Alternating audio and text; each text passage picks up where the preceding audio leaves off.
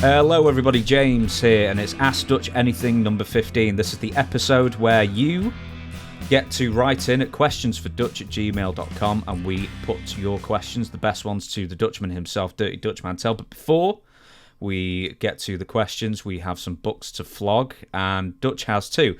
Tales from a Dirt Road and The World According to Dutch. Now, if you want them unsigned, you can just go to Amazon.whatever it is, whatever country you're in, and you can get them unsigned. Or if you want them signed, you can put in your request to Dirty Dutch Mantell with two L's at gmail.com.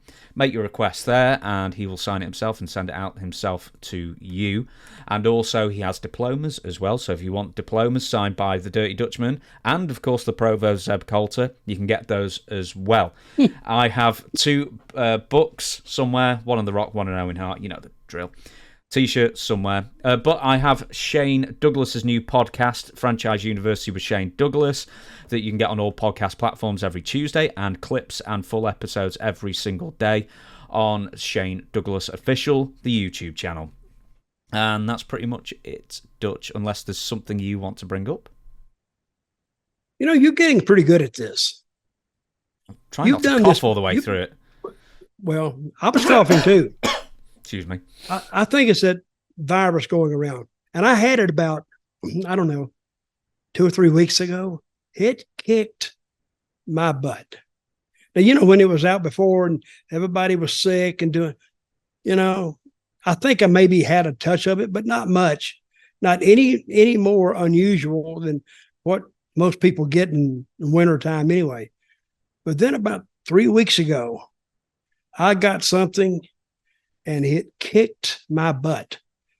I thought I could. I thought I was going to have to go to the ER and see what they said. So, but my daughter did have it, so I probably caught it from her. And then my granddaughter got it, and wife got it, and we all got it. But I think I've just got sympathy coughs from you. You know, like sympathy pregnancy. Well, if you got it, you know, my condolences to you, because it's not fun. No, I've just got a bit of a tickle going on. But do we ask the questions now, or do you want to refer to something that happened with a certain tall guy? What happened? You want me to say the beginning of it? Yeah. I don't know what happened. Yeah. So this is what I like about this show, because sometimes you ask me something that I'm not aware of. And I don't research it. I might research it later, but tell me what the story is. A few weeks ago, you told the story that Kevin Nash at one point went into a pro boxing match, and he win? I can't remember. He may have won. Anyway, I remember you telling the story. No, I think. He told me the story. Yeah, he won, but he said he fought some Cuban guy in Miami, and he says the Cuban guy was he'd been a boxer, and Kevin said he beat the crap out of him, but he won. But I think Kevin won the fight. Anyway, the story was he went down there and he was all cut up and banged up, and he was trying to drive back. And one of the things he said was, there's got to be an easier way to make a living than this, which stopped his pro boxing career. So, but what did he say? Well, the way you said the story, you said, well, it was a boxer. He didn't have a name. Or, you know, like he was like a no-name boxer, lower ranked. And I was thinking, well, what if he did have a name? Then he'd be a famous boxer. And then he'd have dozens of fights. So it's probably good he wasn't that famous. Kevin Nash said something to the effect of, you got the story wrong. Co-host says, well, why? What did he get wrong? And then Kevin Nash went, oh, I don't want to talk about it. Scintillating podcasting it was, let me tell you. Well, he was laughing. We was making some trips one time, and I can't tell you where, but I was in the car with Kevin, and he is an entertaining talker. And said he was in night because he played basketball at the University of Tennessee. And I don't know how he wanted to start boxing, but this promoter guy, or this manager, he'd trained for I don't know how many months, want to put him in the first match, but it was in Miami. So he said he drove from Knoxville to Miami. You know how far that is? Didn't we work out it was over 800 miles, was it? Oh, it's more than that. I think it was 1,000 miles, to tell you the truth. Because from Jacksonville to Miami is about 400 or 350. Anyway, it was a long, long drive. And he got down, and I told the story before. He said he had this boxer, and this boxer, he said he was hitting him in the ribs because he was a big target. And he said he won the fight, but he got back in the car, and his eye was busted, his nose hurt, and his chin was banged up. And the thing he said was, there's got to be easier ways to make a living than this boxing business. And he'd laugh, and it was an entertaining story. And I don't know what I got wrong, but if he would tell me, I would correct it. Mm. Well, apparently he got something wrong, but he doesn't want to talk about it. So there you go. Okay, we're going to move on. And as I said before, we've got your questions coming up now. So as I also said before, questionsfordutch@gmail.com if you want your poser posed to the crafty veteran Dutch Mantell at a future episode. Now, the first question we've got, I'm not sure we're going to have an answer for, but I thought I'd ask it anyway. Rob Smith, please talk about Lord Alfred Hayes on TNT. This isn't the channel, this is Tuesday Night Titans, the WWF show. He was a face and played the role very well. Earlier times saw him as a heel again. He played the role very well. What was he like in real life? Thank you. In real life, a very, very nice, I think in English terms, a gentleman. He was English or British all day long. That wasn't really a gimmick with him. What you saw with Lord Alfred Hayes is how he was in real life. He never got, he never got weird or, he was always proper, even when he wore the kilts, and he was like an earlier Roddy Piper. But in the dressing room, I remember him and he was older than I was. I think quite a bit older, but a very, very nice guy. He took time with me, and I wasn't around him long. So he was under no obligation to help me at all. And I had a match, and I came in the dressing room, and, he had watched it, and he said, we talked for a second, but he didn't have to do that. So, and I thanked him, and I never heard any bad stories, off-color stories about Lord Alfred Hayes. I think he was a pretty decent guy. Where did you meet him? So this is a territory rather than the WWF. I met him in WWF. Okay, it's where I met him. I think it was the first time I was there with. I forgot who the Harris boys. The Harris boys, the Blue Brothers. I think I was there, but anytime. I mean, it was when I was there at WWF the first time. It was always like under siege, seemed like, because nobody seemed settled. They weren't doing well. Sometimes you'd almost go in a hole going out on the road. Shane Douglas, who you do a podcast with every Tuesday, there you go. He told me a story that he got up there, and they had him like a teacher, instructor. What was he at that time? The Dean Douglas. The Dean. And he said sometimes he would go in the hole when he went on the road. And what he finally did, I think he just quit. But quitting in WWE, they almost had a system where you couldn't quit. I mean, you could, but you couldn't work for anybody else, or they could sue you. Their contracts in those days, I mean, I'm thinking, why did I sign that thing? Because it says on the contract, I wish I still had it, that your total compensation, they would feel their part of the bargain was they only had to pay you $1,500 for the year. For the year. But they said, "Oh, don't worry about that because you're on the big show, so you should be making about, I don't know, $3,000 a week. Don't worry about that." And then when I finally looked at it, and it says, "We're just obligated to pay you $3,000 a year." Well, that doesn't take much to get there, even on bad payoffs. But you're out on the road, you're paying for a car, you're paying gas, you're eating, renting hotel rooms. Do you know? It's very. Do you know what else they used to do? I'm sorry to interrupt. I want to ask you, but if you left before your time, Yes. they would also withhold like pay-per-view bonuses, stuff like that. They could. I wasn't. I was there long enough to, but I didn't quit. But yeah, they would withhold that. They was under no obligation to actually pay you. And lawyers have even looked at those early contracts and says it's all for them, nothing for you. And if you left before your time was up, they could hold you to the contract so you couldn't work for anybody else. They were ruthless. And finally, Shane said, "Screw it, I'm out of here." And basically, I ended up quitting later and just going home. I don't think he even told him I was leaving. He wouldn't use me anyway. So, but it was a very, very low point for WWE and the talent.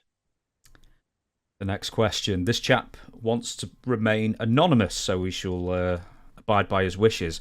Does Dutch have any third-hour taping on TBS Memories? The place turned into a ghost town of fans, like 10 sometimes, and it was freezing. Oh, my God. They would go to, I think it was Gainesville, Georgia, at some kind of it's a building where they could hold concerts and they could hold whatever.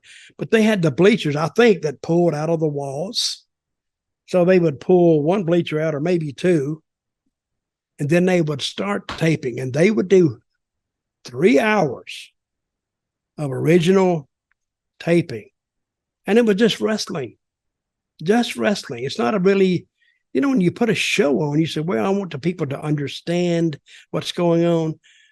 But they didn't give a crap if the people understood it or not. They were just filming for content. It was like forever. Then it would get later and later and later. 3 hours of content means about 5 hours in that building before the people you were through taping. And then that leaves out the parts that when the camera breaks down or the truck breaks down or something is not working and yeah, you'd look at it, the later it got, the more sparsely populated it would be. It would be almost embarrassing. Well, not almost, it was embarrassing to go out to the ring and there'd be like 15 people there. All on the hard camera was shooting straight across at them. And they'd sit there. Hell, they were beat to death too. Yay. Oh my God, it was horrible. Yeah, I do remember that, and it's not fond memories. This might be a bit early for this, but was this the point, or was this later at Disney where they had the cheer and boo signs? Do you remember anything like that? I remember hearing of it, but some of those Disney crowds with TNA, they were hot and cold. Well, and between the tapings, the people could freely move out, and the other people would move in. So it was touch and go there too. Universal, not Disney. Am I right? It was at Universal. Yep. Yes, you're right. Good thing you're there to check me. I always say, Orlando is like, it is Disney's. That's what it's most famous for. But it was Universal Studios. Yeah, one of my friends. Soundstage D or something, or 4, something like that. One of my friends has got a house in Hunters Creek, and they will not lend me their house to go to Disney. What? I know. What kind of friends are those? A bad one. Yeah. I just thought I'd call them out on the podcast. Lend me your house, man. What are their names? Yeah, I'll give them another week or so to change their mind, and then I'll shame them. Do they watch this show? No, they don't. None of my friends are wrestling fans. None of them. They don't understand what I do. I don't care. We need to do a special interview just for them. And you says, I played this on the show. Maybe this will help you decide to, loan me your house for a week. It's a nice and house. Then we just come out and just blast them, and we put the phones up underneath and say, please call these ultra rich people. Yes. Tell us, yes, share with the common man. See, it's even got a little swimming pool with a little cage around it, like all those places in Hollywood, Orlando. And they won't loan it to you. Oh God! Have you offered to pay for it? God no! You must be joking. We'll pay a penny. So he knows you very well. Oh, very well. Yeah. Oh, okay. We shall move on. Spencer Yates. Pro wrestling has always had colourful people in it. You've always said never let the truth get in the way of a good story. However, I don't think anyone would consider you a liar. We have all heard the tall tales from guys like Hulk Hogan, Ric Flair, Bruce Pritchard, Shawn Michaels, Greg Gagne, Paul Heyman, Mike Graham, Manny Fernandez and Dusty Rhodes. Some fun little stories, others just straight up bullshit. But I would love to know who would be on your Mount Rushmore of wrestling liars. Thank you very much. Well, Ric Flair would hold the number one spot. And what would he lie about? Because you've said that before. I mean, obviously everything. He lies about everything. You say, Rick, sun shining? No, it's dark as hell. And you could look out and say, well, it's 12 o'clock in the daytime. Oh, I didn't say that. He'll deny saying it. But everything, and I've said on our last podcast, Ric Flair is a damn narcissistic bastard, really, because I don't care what the story is, it will come back to him as the main feature of the story. Oh, so-and-so died. Oh, yeah, it's a good day. But, I helped that guy do this and this and this and this. And, it all comes around back to Rick, and he cannot tell the truth. I don't think he's capable of telling the truth, because he said, I remember the worst thing he ever said was he was there when Bruiser Brody got killed. Everybody, and you can research that. Now he's finally come out and said, no, I really wasn't there, but I was going to go there. Okay.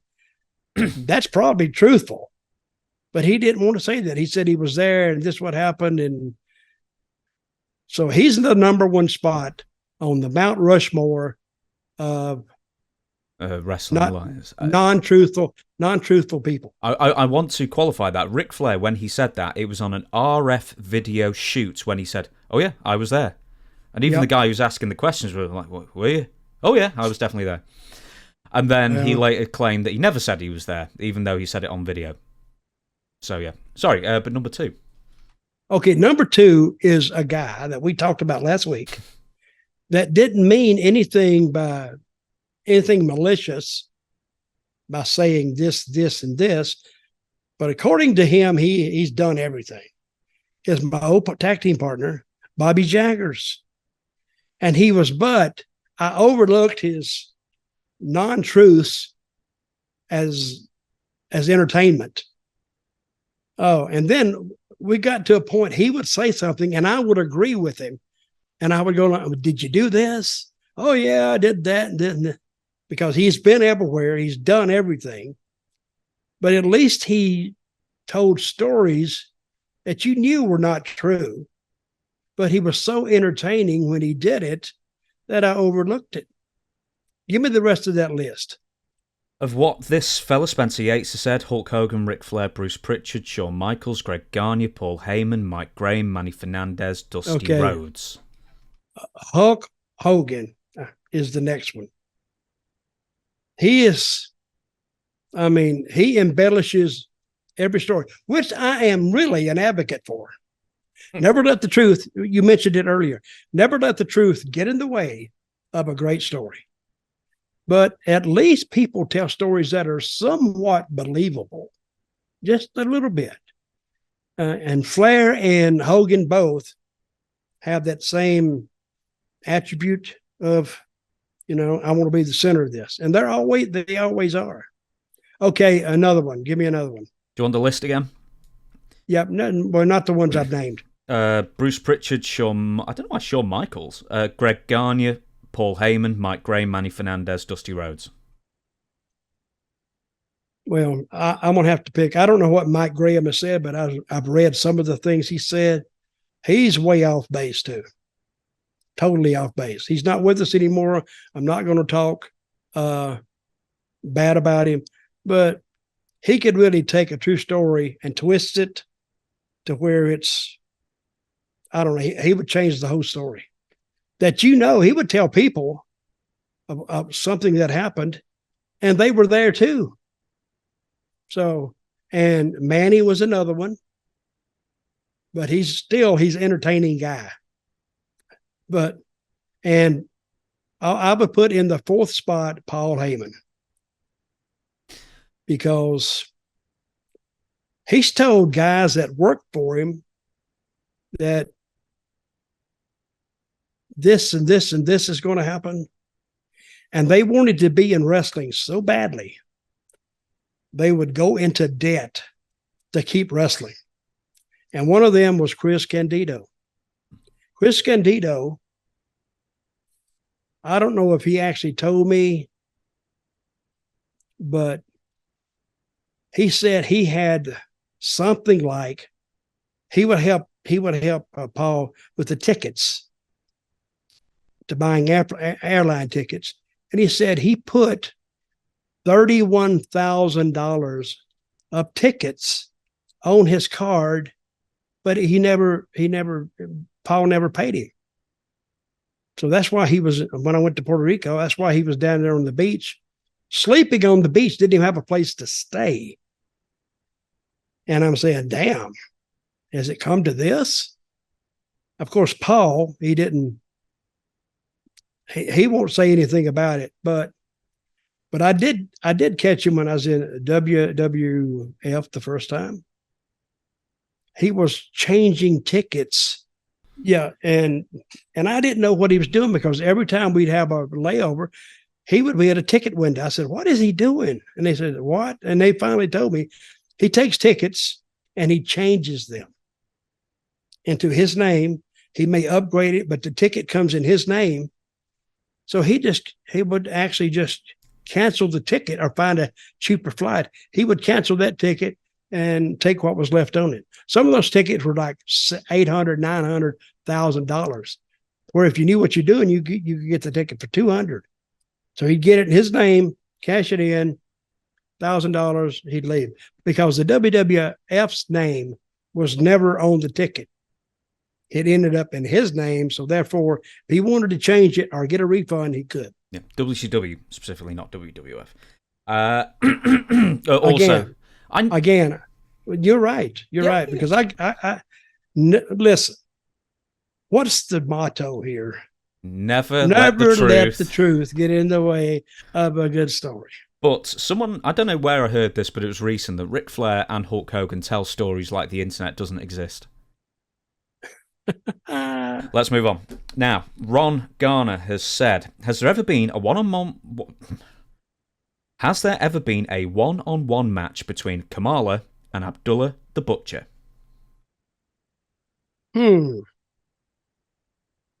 Not that I've seen. Can you research it real quick? I actually looked up before we started. I could find some matches with them tagging up together, I think in Japan, but I don't think they've ever gone one-on-one. I may well be wrong, but yes. You know what? What's that guy's name? Ron Garner. Mr. Garner, since you mentioned it, I would be interested in seeing a match between Abdullah and who's the guy named? Kamala Abdullah. Oh, Kamala. I would be really interested in seeing that. And Kamala was another guy who was a really, really good guy. Really good guy. And he said he never got paid in WWE like he should have been paid. And I don't know if that's true or not, but it happens to everybody, because they don't pay everybody the same, because they have different obligations to different guys. So, and we talked about this last week too. The guy could be in second match. You could be the main event. And he could make more than you. So it was a screwed up system. And there's no way to tell what WWE paid somebody else, paid you, because you never saw anybody. And that was strongly encouraged. Do not talk to anybody about your money. Mm-hmm. And if they heard it, they just fire you. Now, Kamala, just while you were talking then, I had a look. Now, this is... I'd pretty much wager this is not true, to at least the point that Kamala's saying. Survivor Series 1992, business is already falling off. 92 was one of the worst years for the WWF in history. Undertaker versus Kamala in a coffin match, not a casket match, this was still the coffin match, I think. Kamala claimed that he made $10,000 and the Undertaker made approximately $500,000. Well, I don't know if he made $500,000. That's a lot of money, even back in those days. But I do believe he could have made $10,000. I was on the first pay-per-view I was on. It was in 1993. All I did was walk to the ring. I didn't have anything, and it was against Davey Boy, and I forgot his partner. It was Lex Luger. I made $7,500, I think, for just walking to the ring. And think that that Kamala made $10,000. And like I say, but not everybody's pays the same. They wanted to keep Undertaker and push him, and basically, Kamala could do what he wanted to do. He could move on if he wanted to. Let me give you an example. Hulk Hogan and Ultimate Warrior, a year before at SummerSlam 1991, both were bonused or paid $75,000 each. Possible. So there's $500,000 for the Undertaker for Survivor Series. I cannot see that happening. I can't see that either. I can see that he made a lot more than Kamala. I can see that. I don't think Vince is that generous with some of the guys. I don't care who they are. He's got to make money too. 50 grand, maybe. I can see it. Maybe he didn't have his glasses on. He saw an extra zero. Maybe. You said Let me call and ask him. I'm gonna call and ask him. Who, Kamala? No. Understood. Well, that'd be good if I could get a hold of Kamala. That'd be an exclusive. Let me tell you. That would be great podcast stuff. I'll call up Undertaker and ask hm. You said Kamala was a great guy. Yeah, he was. Let's have a story. Okay, we're in Mid-South. We're not really making any money. And we're in some Mississippi town. And Mississippi is notoriously African-American, and that's what the crowd was. Not, that's okay with me. And I walk in the dressing room, and there's Kamala, who is one of the top heels of the territory. He's laying on the floor with his shirt off and shorts on and no shoes. And he just laying there. I call it wallowing. He was there just wallowing around, and he turned over, and he was on top in the territory, and sticking out of his back pocket. I looked and I said, "What is that?" He says, they're food stamps. I said, "What?" He said, "Yeah, we get food stamps." So he didn't tell them he's working in WWE, so he could go down to the local office and say, "Hey, where's my food stamps?"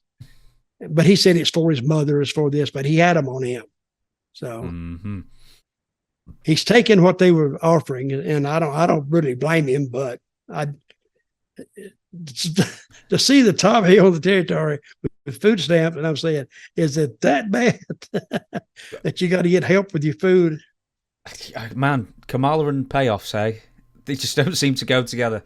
Oh. We will move on. Dan Groves. Many years ago, there was a dirt list of parts made up and parts real salacious rumours about wrestlers. One of them centred around David Flair getting rudely awakened by Victor Quinones while David was staying in his apartment. Is there any truth to these rumours? Well, I'm going to say this. There's truth to Victor Quinones, who was the promoter of a company. He pulled away from the main company that was run by Carlos Colon. And yeah, there is truth to Victor liking guys. So I believe that what he would do, he would get drunk. I mean, falling down, stone-faced drunk about 3 or 4 o'clock in the morning. And if he probably saw David in the bed, he would jump into bed with him. I kind of believe, I've never seen it happen, but I do believe that story because he looks like the type that Victor liked. And Victor, when he died, was living with a guy in Puerto Rico, and the guy controlled his money and everything. So, and I predicted Victor would pass away about 2 years before he died. I said, what's going to happen, Savio? And I was working down there. I said, you guys are going to wake up one day and get news that Victor Quinones has died. He said, oh, no. I said, okay. Because he did a lot of drugs, drank a lot of beer, a lot of liquor, and it was his lifestyle. The drugs were going to get him. And it did. So I don't know what kind of drugs he was on. I don't know if he was on anything, like he shoot up. But I've seen him a few times. He could not even talk. He was so messed up. So, and he would run these shows and they would draw big. They draw like 80 grand, 90 grand, maybe more. And he was taking that money. And I'm thinking, wow, that's a lot of money to be taken out of here and let somebody know about it. Because they could stop you on the road and pop a few caps and get out of that money. So, but that never happened to him. But he did pass away. I think they judged it an overdose. David Flair was in Puerto Rico? Yeah. You booked it? That's another story. Okay, right then. So they call me, and Carlos comes up to me and he says, Ric Flair called me. I said, okay. He wants us to book his son, David. And I'm thinking, oh, God, he's going to be the shits. And he said, if we would book him, he'll come down here and he'll make a couple of shows for us. So I called Rick. And he said, yeah, I'd like to send him down there to get some experience. And he said, don't worry about the money. He says, I just need you in exchange for me. I don't know if he said, don't worry about the money, but he said, I'll waive my regular appearance fee. But he said, I just want you to take him and try to work with him 4 or 5 months. I want him to see what a territory is like. And then I said, and in exchange, he said, I'll make a couple of appearances down there for you guys. Okay. So we take David, greener than hell. And he's learning the business. And of course, I'm having him get beat because he wasn't good enough to even approach even in Puerto Rico. He wasn't good enough to even be in a main event ring because he was like, they were giving him things I was giving him things that really, if I'd have let him win, I was giving him things that he would fail at. So we got to working around a little bit, and I called Rick. I said, I give him a date. Can you make this show? Oh, man, I'm in somewhere else. I said, okay.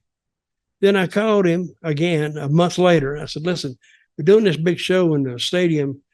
It'd be great to anchor it down with you. Oh, that's full. That's full. I'm going to book somewhere else. So, damn. And it got down to finally, I forgot what happened to David. I left. I said, I'm tired of dealing with it. I'm gone. And I think David just picked up in the middle of the night and left too. About 3 weeks after I left. I mean, I know he left after I did. But Rick never repaid the favor. He never come to Puerto Rico. And he didn't live up to his end of the bargain is what it was. So that's like he knows Puerto Rico. I think he's been down there. I don't know how many times he was there, but not much. But it was a crazy time down there. But he never made the 2 appearances for us, and we were going to pay him. David Flair, I think by the time he left IWA was towards the end of 2003, and he may have been the reigning IWA Intercontinental Champion at the time. So apparently you left, and then they started making him a champion. No, I left about, when did he leave? So the last match I can see him is the end of November 2003. You left September or something, maybe? Something like that. TNA? I left, and so that would have been a thing I would have never done. I'd never put a title on him. But he may have had, he's a blonde guy out there walking around. He gets heat just by being a blonde guy. But I don't know if he was getting heat off that, but enough, he got attention on him. Victor Quinones noticed him. So, and I've seen a lot of guys down there that get booked. And the story was that they were booked by Victor because he wanted them around. Mm-hmm. So, and I've had a lot of guys tell me down there that he would like them a little bit. He'd take them out to eat, and he was feeling them, and they was pushing him off. But they want a job in wrestling, so they can't punch him. That would end. He was the owner. But hey, I work with some dysfunctional people. So, and what if somebody told me, I go, well, whatever, it's Puerto Rico. That's the way I've justified everything. Well, it's Puerto Rico. What do you want me to do about it? How come David he was in the business about 3-4 years at this point? I mean, working in WCW as well, so, he was working regularly until it closed. He was the shits.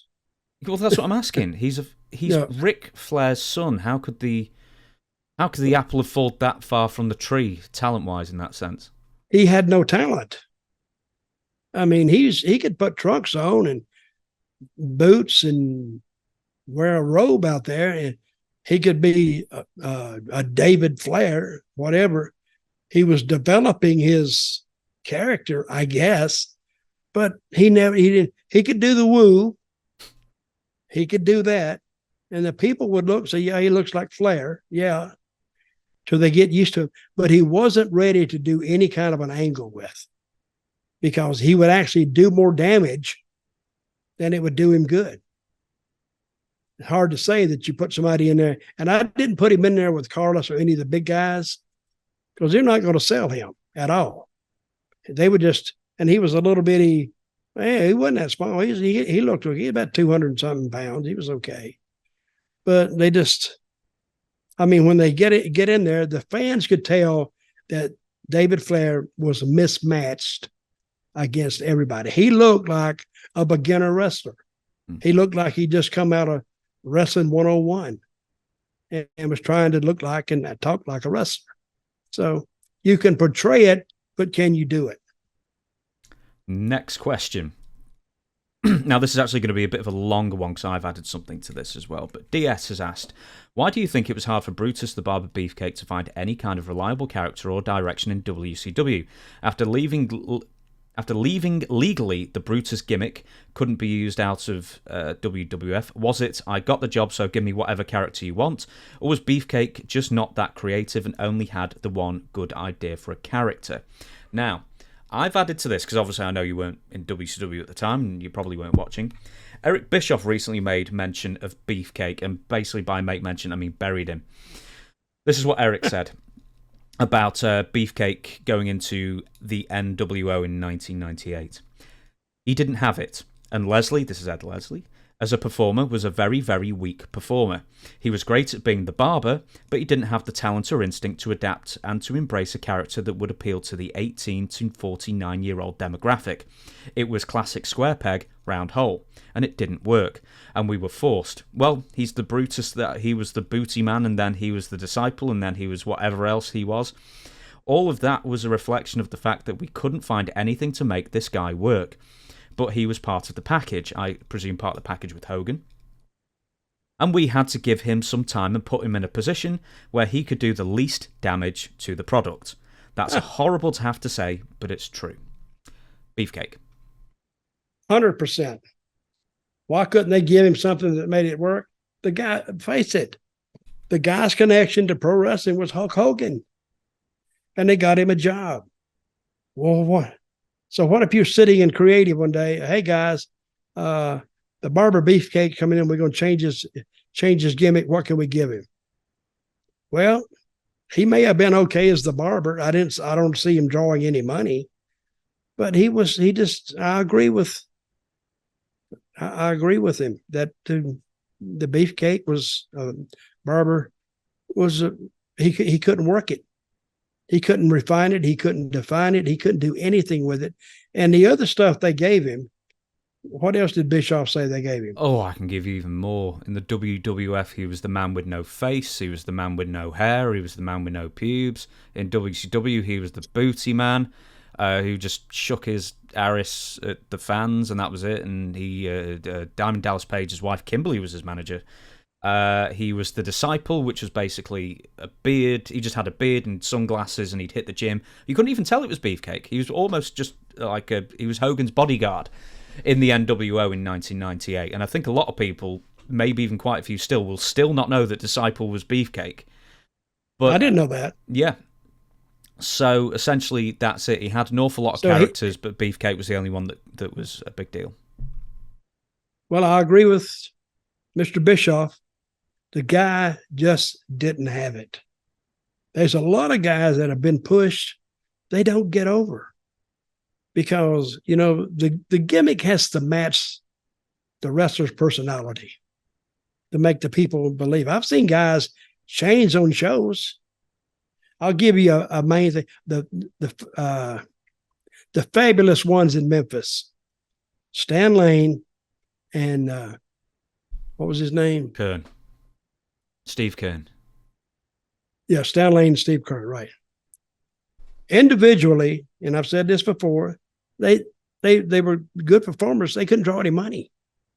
But they put them together and juiced them up, made them look like something special, put those sequin jackets on and walked out there to the song. They were going out. They were over from the beginning. People would just come see the fabulous ones because they portrayed them as big stars. So that's what they did. And they could work too. And the gimmick matched them. All the sharp dressed man and all this. It really, really worked. But they gave them something. And this wasn't a creative team. This was just Jerry Jarrett's idea. But he hit on it, and say we would go to Nashville on Saturday night. The last week's card was okay, maybe about half a house, but the Fantastic show up. I mean, the Fabulous ones show up. It's full, and I said, "Damn, and that's how I learned." I said, "You put something on the people like, it might sell a ticket or two," and it did. And those guys, they do the strut. Jackie Fargo was a big name there. And he would strut back and forth like this, and people would go nuts for it. Is it wrestling? No. Is it good entertainment? Hell yeah. Because the people, they bought it. They bought a ticket to see it. And that's your sign of success. When you can go to a building where last week you did say maybe 1,500 people and show up without an angle, with just a gimmick, and you do 3,000 people, that means that it's working. So they were a good team and drew a lot of money. It's funny you mentioned the Fabulous ones, because weirdly, Beefcake, the character, especially the earlier version of the character, he had the struts, he had the sequins, he had a lot of things that were actually quite similar to the Fabulous ones, even though they're completely different characters. Very quickly, did you ever share a locker room with Beefcake? I met him, but I never was around him too much. No. Okay, we'll move on. We'll get through as many as we can before the time is up. Sean Smith, did you enjoy being a title holder while you were in professional wrestling? Also, was it a pain in the butt to have to carry around championship belts or trophies everywhere you went? Well, we never had trophies. Or we may have had just for TV. We didn't carry it around. And the belt sometimes was a pain in the butt because you'd have to pack it up. Plus, your bag, and especially in summertime, If you take off your performing gear, it's wet. And then the belt gets wet and it's a mess. Then the leather kind of falls to pieces on it. No telling how many people have had it. And did it make you more money? Possibly, but most of the time it didn't. So you're stuck with carrying the belt around, representing the whole company. But a lot of promoters didn't look at it that way. They're going to pay you. How are they going to pay you? And if anybody needed some kind of a group of guys to join up to form a union, we needed it back then. But the union wouldn't work because all the promoters do. They would rather shut down than pay guys what they would sign to do. They wouldn't do it. So what would happen if they ever tried to, and we've talked about this before, sign a union? The big stars would stop that. Unless the big stars went, you can forget that union stuff. I know you're not very sentimental about titles or anything like that, but in your career I am very sentimental. Go ahead. Are you? No. Okay. But do you have a particular belts or title run that meant more to you than the others in your career? Not really. To me, it was a job. They hand you a belt as a part of the story. I mean, that's understood. But no, I never wanted to. Like if somebody was about to take the belt from me, I don't give a shit. Just pay me. That's what it says in front of wrestler. Pro wrestler, which means pro means you get compensation for your work in the ring. No, I was never sentimental about any belt at all. And I've had about 40 or 50 of them. Most of them I can't even name by now. But I had a belt in Louisiana that I can't even know. I don't even know the name of. What was the name of that one? It's too late to research. But the Snowman, you were Mid-South TV champion at one point, were you? That's what it was. The TV champion. Was it a medal for some reason? I'm thinking it's like a medal or something. It's the same thing. Yeah. But did I have a good time with it? No. A medal. That's a hell of a belt. That's a cheap ass belt. It's like this. You wear it out there. It's like this big, and you wear it, and you can't hit anybody with it. It doesn't do any damage. So it was, no, I don't have any feelings about sentimental belts. I don't. Let's move on then. I think we've got time for, who knows how much time we've got. A couple more I think will do. Patrick says, hello, Dutch and James. I'm a huge Undertaker fan. However, I have never really cared too much for the American Badass biker Undertaker gimmick that you mentioned, in fact, on Friday. Undertaker himself said that he felt he needed to make a change back in 1999 because the dead man was getting stale. How would Dutch have booked The Undertaker between 2000 and 2003? How do you evolve The Undertaker to keep him fresh at that point in time? I'm asking this because I know Dutch wasn't a big fan of Biker Taker either. Thank you. Love you. Love you. There you go. Well, when I first saw that gimmick, it was too much of a change, too much of a shock for them. And they were always comparing, or I was always comparing to the biker gimmick. What was his name? Bad Outlaw. What was his name? Who were we talking about? Mark Calloway, the Undertaker. When he rode the bike out, what was he? American Badass? Yeah, he's just the American Badass, yeah. With the Kid and Rock it was song. kind of, it's like you took away the dong. You took away his entrance, which is the first thing they did. They tried to cover it up with the Undertaker taking all his Undertaker gear off and going down to the ring and like handling a motorcycle. It didn't fit. It felt like a letdown. And it was a letdown. The fans, he kept it a couple of years, but it still, that gimmick never resonated at all till he went back to being the Undertaker. They wanted to see him as the Undertaker. It's almost like you have a little kid and they got a pacifier But instead of giving them a pacifier, you give them a broomstick or something. They don't like that. So until they went back and put Undertaker back under the hat and the long black robe and the looks and the gloves, he was just wandering around in no man's land. So yeah, the Undertaker was getting old, but that's what you have creative for. They just didn't have anything for him. But before I would have let him go out there and kind of, I think he embarrassed himself. It didn't mean to. And Vince didn't mean to. But as a fan, I'm going to talk as a fan now. As a fan, I never was a fan of the biker gimmick at all. And he loves motorbikes. He loves motorcycles. He loves them to death. I used to go over to his house when he would base out of Nashville. He would have 2 or 3 motorcycles there. And these are not cheap motorcycles. These motorcycles, like back then, 50 grand, 40 grand. I mean, that was a lot of money to pay for a bike. And he loved bikes. So, but anyway, I think he didn't really hurt the character. He just didn't help it. And how did he go back being the Undertaker? He just showed up?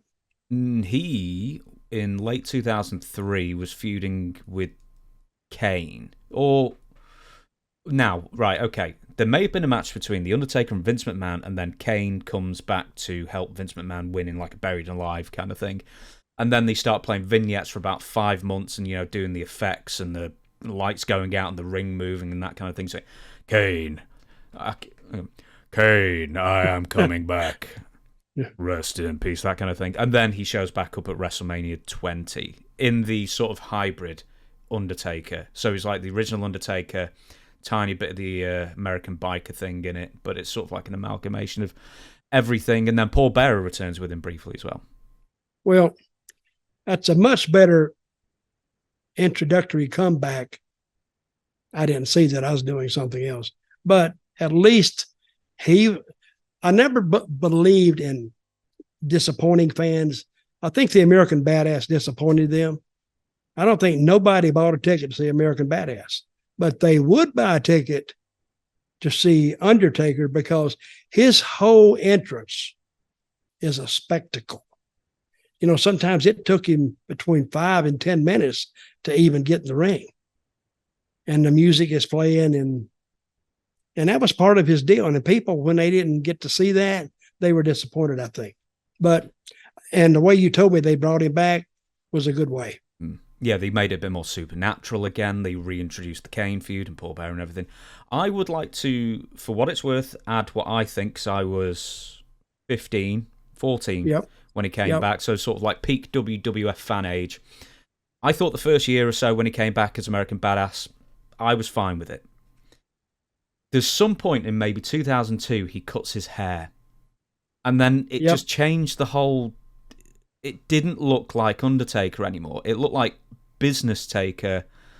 It didn't have the same impact. And then he sort of rode that out for another 18 months. And then, like, at one point, I think Jim Ross tried to start calling him Booger Red.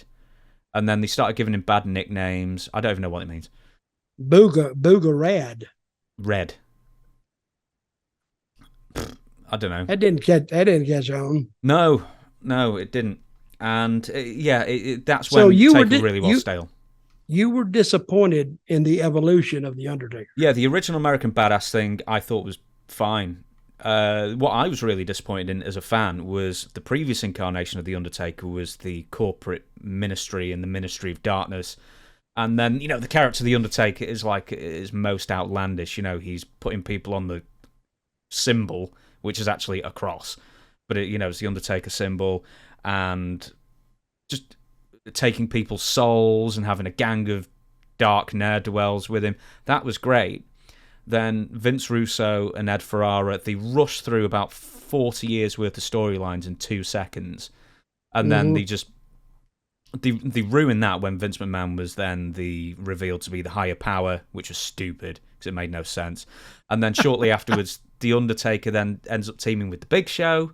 And then that tag team had no cachet. You know, no one was interested in seeing those two as a tag team. And then the Undertaker got injured, and then he took about 8 months off. Then he turned out to be the American. I am an American badass. And then the song came out. And Are You Scared? He's here. Yeah, I quite liked it for the first year, and then it grew stale a bit too quickly. Oh yeah, I think it grew stale right when he came out with it. I mean, but I'm not a regular fan. I cannot judge the other fans' reaction to when he changed his gimmick, but I can judge mine.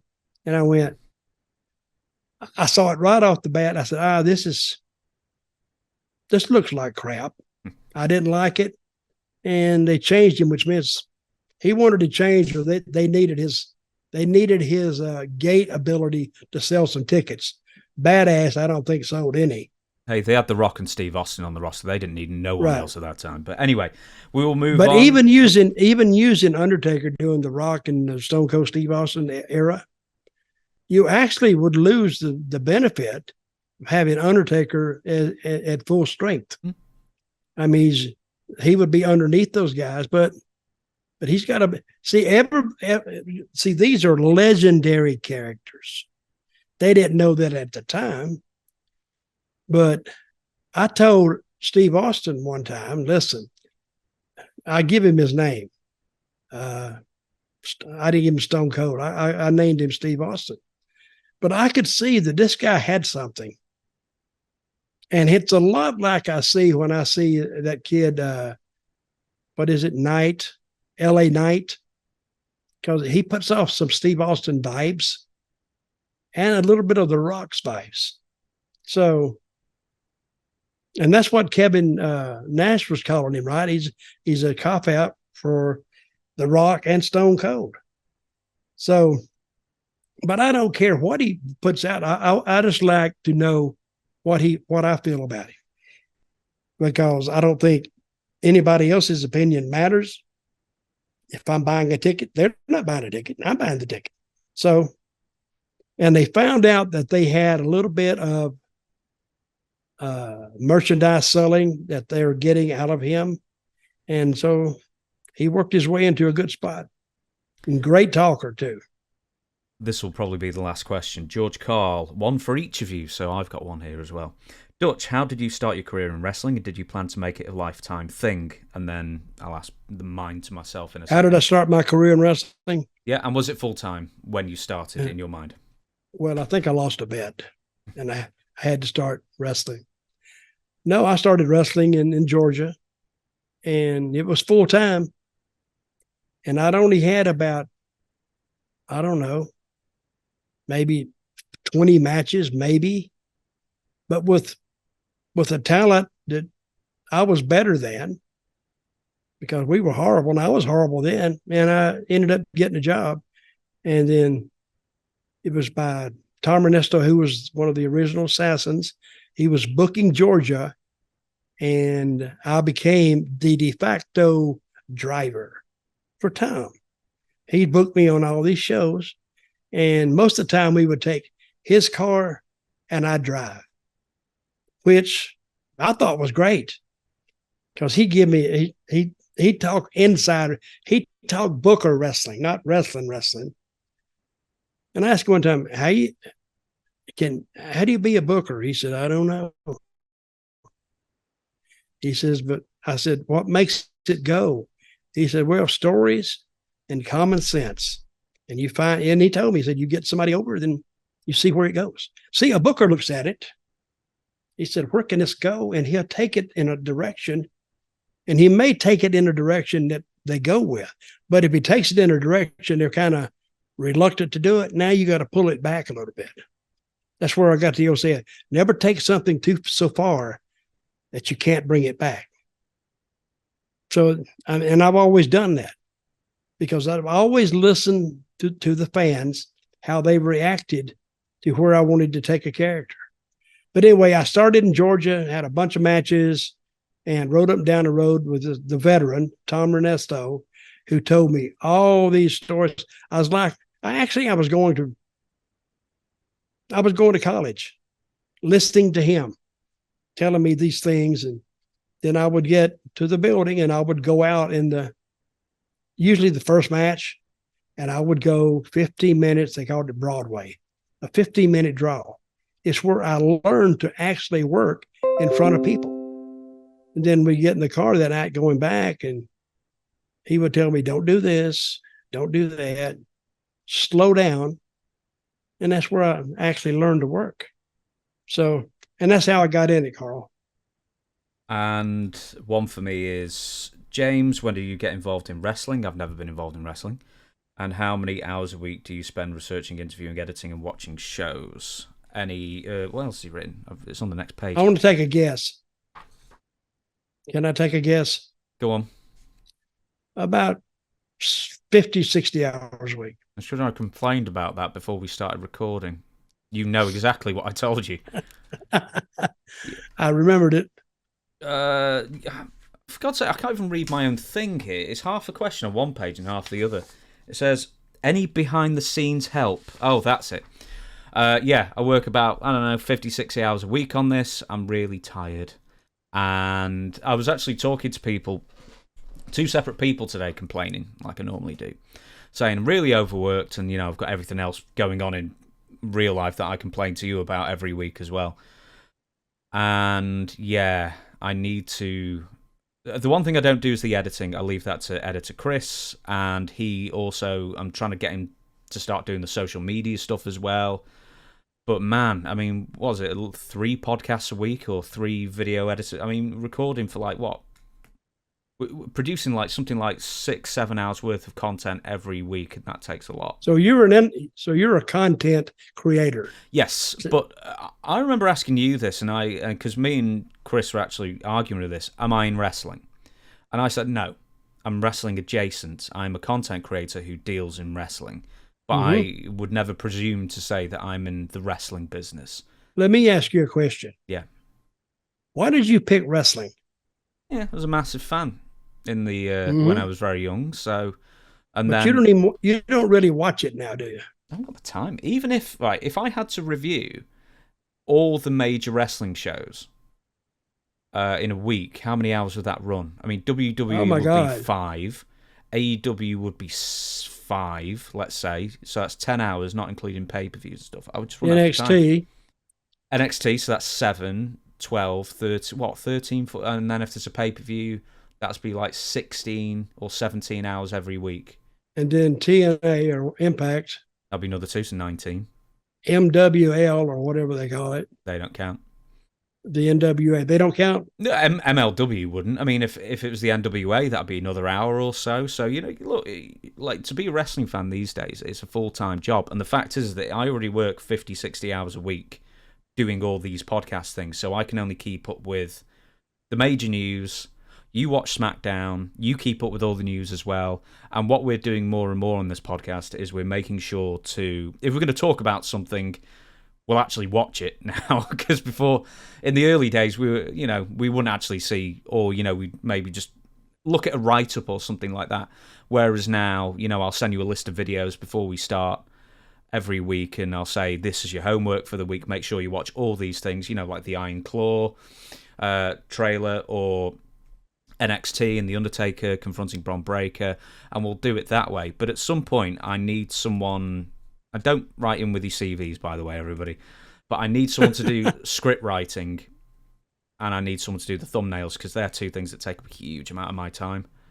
And yeah, they're 2 things I really need to do. But I'm going to train up Chris. I'm probably going to hire somebody else either late this year or early next year to help with script writing. I've got a couple of people in mind anyway that I think would be good for it. But like writing scripts for this is really, really not as easy. Because how many pages did I send you today? Oh, well, I didn't get pages. I got like content. I just read it on my phone. Yeah. How many times did you fall asleep reading it? Because it's like, well, I like when you send, hey, a little homework, and it's brief. Today, it took me about at least 30, 40 minutes to read it. Yeah. And review the video clips you sent me. So, actually, it made for a good show. It really did. So there you go, really. So that's your answer. I work really hard. this. And I know it seems really, really easy as well doing this, but also keep in mind that I've got a light here, that direction on my face, that all it does after about an hour and a half just gives me a proper headache. So every single time recording, all I do is get a headache. I've got a pack of ibuprofen that I have right next to me at all times. So I bang 2 of those before every show I do, so it sort of stays off the worst of the migraine as well. It's all complaining and stuff, but yeah. You need to stop bitching. Yeah. You found we have almost 100,000 subscribers, and we appreciate every one of you. But we do get some great fan mail. We do get that. And if something you don't like, tell us. Tell Dutch. And tell me, and then I'll call you, leave your phone number, and I'll call you back and just berate the hell out of you, saying you don't know what the hell you're talking about. And now we appreciate every subscriber. And it's a little late to be doing this, but I would like to say condolences to everybody in the Middle East. They're going through hell right there right now. And I'm kind of concerned about it, but it's their problem and they got to straighten it out. So if you're in the Mideast or anybody, you know anybody, I hope everybody's okay. Yeah, I actually sent someone a message from someone I know who vaguely who's there as well. So I said, best wishes and everything to them as well. Read if you are bored and you want the most mind-bending history. Read the history of Israel. It is the most convoluted 80 years of history, modern. Because I like modern history. More than. Is Gaza the world's biggest open air prison? That's what they call it. Yeah. 10 million people are there. And they're wanting people to leave, packed. But how do they leave? I don't know. I think it's like, don't even get me. I think they've got some nations who are favourable to them. I think like Iran's one of them. But anyway, for now, before we misquote world news and politics and stuff like that, we will thank you for watching. Remember, questionsfordutch@gmail.com if you want your questions submitted for consideration to be asked at a future episode. But for now, thank you very much, Dutch. We the people. We the people.